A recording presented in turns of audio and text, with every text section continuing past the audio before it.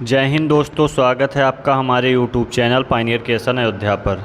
महिला कल्याण विभाग उत्तर प्रदेश मुख्यमंत्री बाल सेवा योजना लेकर के आई है आप लोगों के लिए। एक ऐसा कह सकते हैं कि ऐसा मतलब कि योजना लेकर आई है जिसमें उन लोगों को लाभ मिलेगा जिनके उन बच्चों के लिए है ये जिनके एक माता पिता या दोनों माता पिता या माता पिता कोई एक में से इस दुनिया से चले गए हैं या जिनके माता पिता की मृत्यु हो गई है। ठीक है, तो आज हम इस बात पर बात करने वाले हैं, इस योजना के बारे में। तो चलिए हम लोग स्टार्ट करते हैं। वो योजना क्या है? ऐसे कई बच्चे जिनके माता पिता दोनों या उनके माता या पिता किसी एक की मृत्यु 1 मार्च 2020 के बाद हो गई है और बच्चे की उम्र 18 वर्ष से कम है, तो ऐसे परिवार के 2 बच्चों को प्रत्येक वर्ष 2500 रुपये प्रतिमाह मुख्यमंत्री बाल सेवा योजना के अंतर्गत मिलेगा।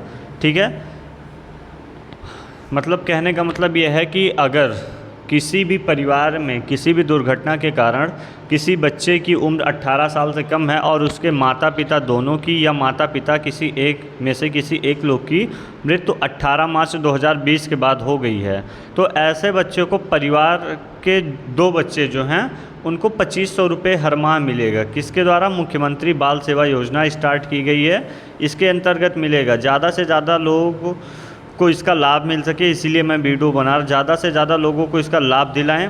फॉर्म भरकर कार्यालय जिला बाल संरक्षण इकाई जिला प्रबोधन अधिकारी कार्यालय में जमा कराएं।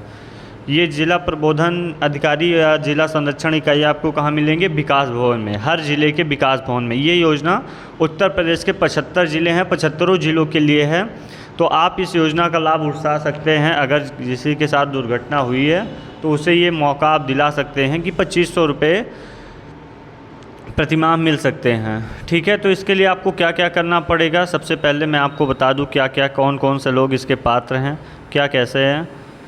देखो, जिस श्रेणी के लाभ हेतु आवेदन किया जा रहा है उस पर टिक करें अथवा शेष पर क्रॉस कर दें। 0 से 18 वर्ष तक के आयु के ऐसे बच्चे जिनके माता पिता या वैध अभिभावक जो उनके वैलिड पेरेंट थे कि कोविड के अतिरिक्त किसी अन्य कारण से मृत्यु हो गई है। कब? 1 मार्च 2020 के बाद मृत्यु हो गई है। इसमें ऐसा नहीं कहा गया है कि सिर्फ कोविड की वजह से ही जिनके माता पिता कोविड की वजह के अलावा किसी और के अलावा मर गए हैं या मृत्यु हो गई उनकी, केवल उन्हीं को दिया जाएगा। इनमें हर उन लोगों की वैलिडिटी है, कोविड की वजह से उनकी मृत्यु हुई हो या किसी और कारण से। 18 से 23 वर्ष की आयु तक के ऐसे किशोरों के माता पिता जो या दोनों या वैध अभिभावक की मृत्यु कोविड के अतिरिक्त किसी अन्य कारण से हो गई है, उनका क्या करेंगे?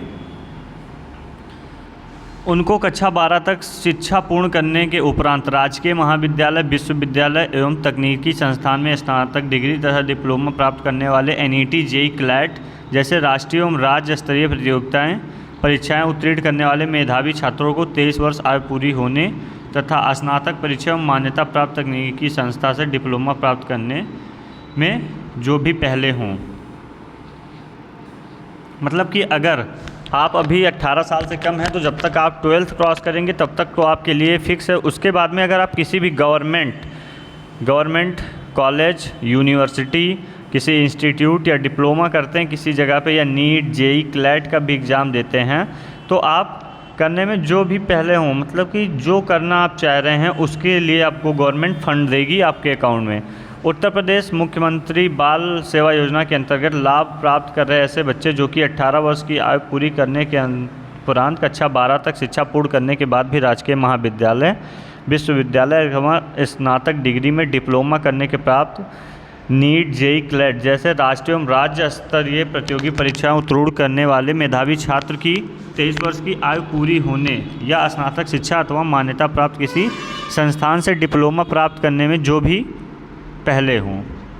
ठीक है, मतलब आप ये सारी चीज़ें जो कर रहे हैं उसमें पहले जो भी हों उस पर टिक करना है। 18 वर्ष से 0 से 18 वर्ष के ऐसे बच्चे जिन्हें बाल श्रम, बाल भिक्षावृत्ति, बाल वेश्यावृत्ति से मुक्ति कराकर पारिवारिक और वातावरण में समायोजित कराया गया है हो, वो भिक्षावृत्ति वेश्यावृत्ति में शामिल परिवार के बच्चे। ठीक है, मतलब कि कोई बच्चे ऐसे हैं जो भिक्षा उच्छा मांगते हैं, उन लोगों के बच्चे भी इसमें शामिल हो सकते हैं। 0 से 18 वर्ष के ऐसे बच्चे जिन्हें बाल गृहों, संप्रेक्षण गृह और परिवार में पहुंचाकर पुनर्वासित किया गया है, जो बाल देखरेख संस्थाओं में रह रहे हैं, उन्हें वित्तीय सहायता देने हो तो उनके पारिवारिक देखरेख पश्चातवर्ती देखरेख पुनः समायोजित किया जा सकता है।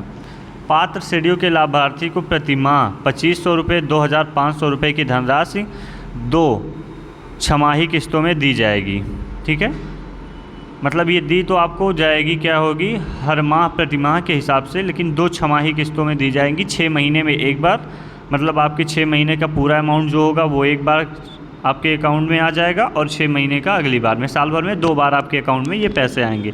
पात्रता हेतु 0 से 5 वर्ष तक बच्चे को छोड़कर अन्य सभी लाभार्थियों को किसी मान्यता प्राप्त विद्यालय में पंजीकरण होना होगा। ऐसे बच्चे जिन 0 से 5 साल तक हैं, मतलब 6 से लेकर के 18 साल तक हैं, उनको कहीं ना कहीं किसी स्कूल में, मान्यता प्राप्त स्कूल में उनका एडमिशन होना चाहिए। योजना अंतर्गत लाभ प्राप्त किए जाने हेतु बच्चे के नाम से बैंक का खाता खुलवाया जाएगा, जिसका संचालन 10 वर्ष 18 वर्ष से अधिक आयु की स्थिति में बच्चे द्वारा, कम आयु की स्थिति में बच्चे के माता पिता अथवा बाल कल्याण समिति द्वारा किशोर बालकों की देखरेख संरक्षण अधिनियम प्रावधानों के अनुसार नामित अभिभावक को किया जाएगा। मतलब कि अगर आपका कोई बच्चा है 18 साल से कम है तो उसमें आपका डॉक्यूमेंट, मतलब बैंक अकाउंट, 18 साल से ऊपर है तो बच्चे का, और कोई ऐसा बच्चा है जो मतलब कि पुनर्वास में रखा जा रहा है, अलग कहीं रखा है, तो वहाँ जो उसकी देखरेख कर रहा है उसके लिए इनमें कौन कौन से डॉक्यूमेंट लगने हैं वो मैं आपको बता दूँ।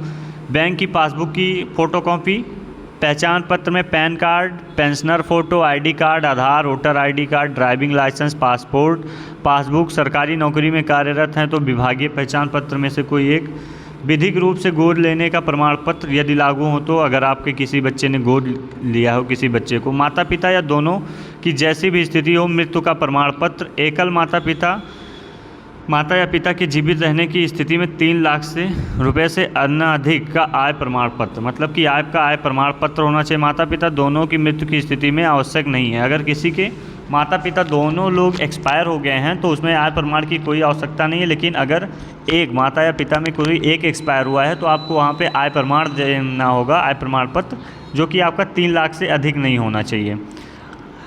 बच्चे का आयु प्रमाण पत्र होना चाहिए। किशोर न्याय बालकों की देखरेख संरक्षण अधिनियम 2015 उल्लिखित प्रमाण पत्र, परिवार रजिस्टर की नकल अथवा किसी सरकारी दस्तावेज की प्रति जिसमें आयु का उल्लेख हो। ठीक है, तो आप परिवार रजिस्टर की नकल लगा सकते हैं या फिर कोई भी गवर्नमेंट डॉक्यूमेंट लगा सकते हैं। संबंधित श्रेणी के शिक्षण संस्थान में पंजीयन का प्रमाण पत्र 5 वर्ष से आयु की स्थिति में, उत्तर प्रदेश के निवासी होने का प्रमाण पत्र, और ये आवेदक का पूरा ये पता लगेगा। तो आपको मेनली कौन कौन से डॉक्यूमेंट लगने मैं आपको बता देता हूँ। पहला तो आपका हो गया आय प्रमाण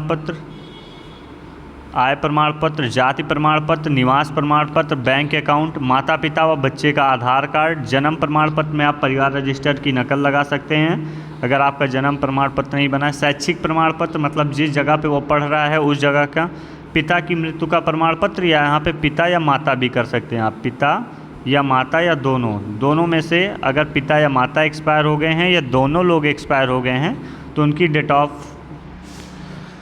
डेथ जो होता है, डेथ सर्टिफिकेट, वो होना चाहिए। इसके बाद में वो फॉर्म कौन सा है जो आपको फिल करना है, वो फॉर्म ये है। आपको ये ऑफलाइन फॉर्म लेना है, प्रिंट करवाना है और आपको ये फिल करना है। फिल करके आपको विकास भवन में जहाँ भी आपको जाएंगे, जो मैंने आपको विभाग बताया है, जिला संरक्षण इकाई, जिला प्रबोधन अधिकारी, उनके यहाँ पे सबमिट करना है। तो सबसे पहले आपको मैं बता दूं कि कैसे आपको फिल करना है। यहाँ पे आवेदक का नाम, आवेदक का संबंध, माता पिता संरक्षक स्वयं, क्या है, माता है, पिता है, संरक्षक है स्वयं। ठीक है, उसके बाद में क्या है, बच्चे का नाम हिंदी में, फिर बच्चे का नाम इंग्लिश में। कृपया नाम, आधार, फोटो, पहचान पत्र, जाति प्रमाण पत्र विद्यालय सर्टिफिकेट के अनुरूप होना चाहिए। डेट ऑफ बर्थ, बच्चे की जन्म स्थान, मतलब जिला कौन सा जिला है उसका, बच्चे की माता का नाम, जीवित हैं तो जीवित लिख दीजिएगा, मृतक हैं तो मृतक लिख दीजिएगा, अगर मृतक हैं तो तिथि और कारण लिखिएगा। ठीक है, बच्चे के पिता का नाम, जीवित हैं, मृतक हैं, ये सारी चीज़ें। संरक्षक का नाम एवं पूर्ण पता। तो अभी माता या पिता में से जो एक लोग हैं या दोनों में से कोई नहीं है तो बच्चा जहाँ रह रहा है वो अपना पता लिखेंगे। संरक्षक का बच्चे से क्या संबंध है ये लिखेंगे। क्या लाभार्थी उत्तर प्रदेश का निवासी है, तो इसे आप हमेशा हाँ पे टिक करेंगे। अस्थायी पता में पिन कोड, निवास प्रमाण पत्र हेतु ration card, Aadhaar card, voter ID, driving licence, passport, जीवन बीमा पॉलिसी, LIC की पॉलिसी, गैस कनेक्शन बुक, विद्युत बिल, जल का रसीद, गृह का रसीद, टेलीफोन बिल या बैंक की पासबुक में से कोई एक संलग्न करें। वर्तमान पता, आप कहाँ रह रहे हैं उसमें सारा अपना भरेंगे, मोहल्ले का नाम, नगर का नाम, ग्राम पंचायत का नाम, पिन कोड, तहसील, विकास खंड। और संरक्षक के परिवार की वार्षिक आय 3 लाख से कम है, माता पिता दोनों की मृत्यु होने की स्थिति में लागू नहीं है। ठीक है, तो यहाँ पे आपको क्या करना है, हाँ पे टिक करना है। क्यों? अगर दोनों लोग एक्सपायर हो गए तो लागू नहीं पे कर देना है। संरक्षक के परिवार की वार्षिक आय 3 लाख से कम है तो हाँ पे कर देना है। ठीक है, परिवार में सदस्यों की विवरण, नाम और उनकी उम्र, आवेदक का मोबाइल नंबर लिख देना है, आधार कार्ड नंबर आपको लिखना है, बैंक खाते का विवरण। 18 वर्ष, बच्चे की उम्र 18 वर्ष से अधिक होने पर बच्चे का स्वयं का खाता लगाएं, उससे कम होगा तो संरक्षक का। खाता धारक का नाम लिखना है, खाता संचालक तथा बच्चे से संबंध, खाता संख्या, बैंक का नाम, बैंक की शाखा, पता, IFSC कोड, इतनी सारी चीज़ें लिखनी। अब आप सोच रहे होंगे ये डॉक्यूमेंट, ये PDF आपको मिलेगा कहाँ पे? तो आप ये डॉक्यूमेंट मैंने आपको एक लिंक दे रखी है, डिस्क्रिप्शन बॉक्स में पा सकते हैं या कमेंट बॉक्स में मैं पिन कर दूंगा गूगल ड्राइव की लिंक। उस लिंक पे आप क्लिक करके ये डाउनलोड करके प्रिंट करवा के, और एक फ़ोटो यहाँ पे लगेगी, ये फ़ोटो सारा और जितने डॉक्यूमेंट आपके लगने हैं, नीचे मैंने आपको जितने डॉक्यूमेंट ये बताए हैं इन सब की फ़ोटो कॉपी आपको करवा करके ले जाके वहाँ पे जिला प्रबोधन इकाई पे जमा कर देनी है।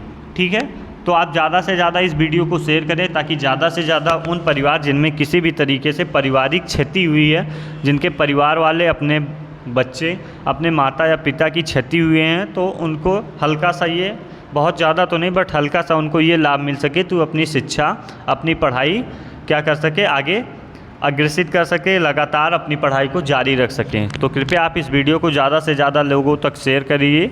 बहुत बहुत धन्यवाद आपका।